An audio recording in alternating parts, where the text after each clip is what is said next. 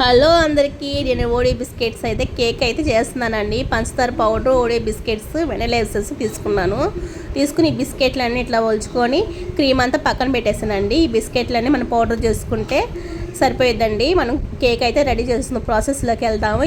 ఈ కేక్ ఎందుకు చేస్తానో కామెంట్ చేయండి. ఇట్లా పౌడర్ చేసుకున్న దాంట్లో మాత్రం వెనిలా ఎసెన్స్ వేసుకొని కొంచెం పాలు పోసుకొని మిక్స్ చేసుకుంటానండి. కష్టం రావాలి, ఇలాగే మిక్స్ చేసుకోవాలి. ఇక అరకప్పు మాత్రం బొంబాయి రవ్వ, 2 స్పూన్లు పంచదార కూడా వేసుకున్నానండి. పంచదార పౌడర్ అండి. పాలు వేసుకొని మిక్స్ చేసుకోవాలి. ఒక స్టీల్ గిన్నెలో కొంచెం ఆయిల్ అప్లై చేసుకొని ఇది కేక్ కలిపిందంతా పోసేసుకోవాలి. ఇంకా సాల్ట్ వేసుకొని వేరే కడాయిలో గిన్నె పెట్టేసుకొని కేక్ అయితే రెడీ చేసేసుకుంటున్నాం.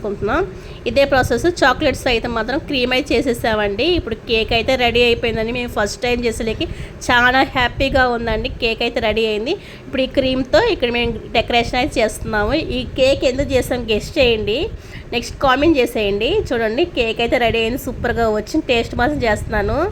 ఎక్సలెంట్గా అనిపిస్తుందండి చూసిన కలర్ఫుల్గా.